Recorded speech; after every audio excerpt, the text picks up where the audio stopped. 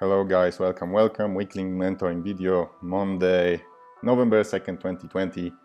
As always, special program, but super special today because tomorrow is elections day and lots of volatility is happening on the market and lots of unknowns, markets jumping up and down.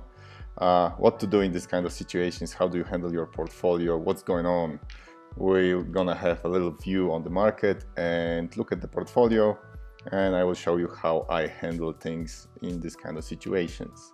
But before we go there, of course, I need to bring my disclaimer, which is always disappearing. I don't know why. Okay, let's be here. Disclaimer, what is going on? Let it be like this. So what it says basically is that this video is for informational, educational purposes only, and I'm not giving any financial advice. If you make any decisions based on what I'm showing here, it's on you, not on me. You're a responsible person. You should be knowing what you're doing when you're trading. And this video is just to teach you how to trade options and stocks and how to look at the markets, analyze what's happening and make good trading decisions. So what we're gonna do is we're gonna do our weekly routine. We'll have an overview of the portfolio as always. We'll look a little bit at the economic calendar and see this particular events. So presidential election, ISM manufacturing PMIs. What is this? Because this is going to be announced quite soon, if it wasn't already, because it was for today. J&J trade, we'll look at that, how I managed this trade. You remember it from previous week.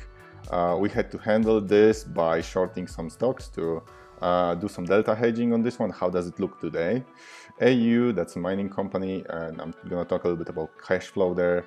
And I would like to have some more exposure to miners and gold. So we'll look at the portfolio if that's okay what we're having there, or maybe we can add some new positions and how does this AU perform. ExxonMobil is another one, the investment trade.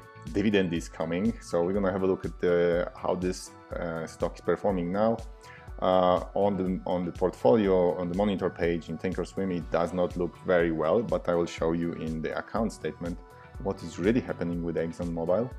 So first of all, what you're gonna notice is that there is a lot of positions here now, because I did add some today, and I beta weight this portfolio, of course, still against SPY. However, we don't have this number available here, delta. I can just tell you that it's very neutral to bearish. So if you add these numbers together, except KL, which is causing all this trouble, so something in Thinkorswim just does not calculate that and then breaks the whole calculation here. But if you add all those together, the negative and positive numbers, you will come up with even a little bearish number. So that's quite cool. You know, in this kind of situation, we are actually having a little bit of bullish movement.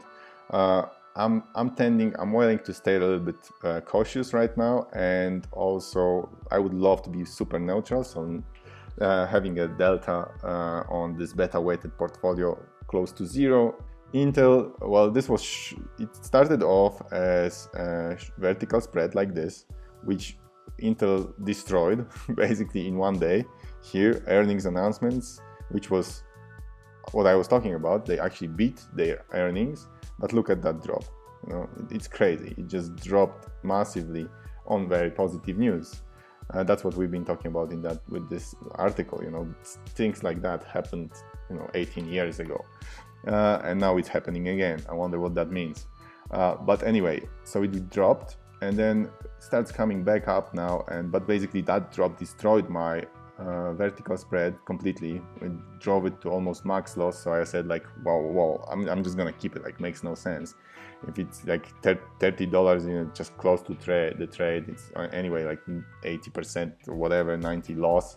So I'm just gonna keep it, see maybe it can recover. But at the same time, I said, okay, since I own it, I can reduce the cost of owning this butterfly now by selling some short put spread on it. It did down deep and became very volatile. Volatility increased the basically value of the premiums, so I could collect some fat premium, and now I reduced cost of the trade from what we had before was max loss $266 to, after selling this short put spread, which expires on 20th of November, 160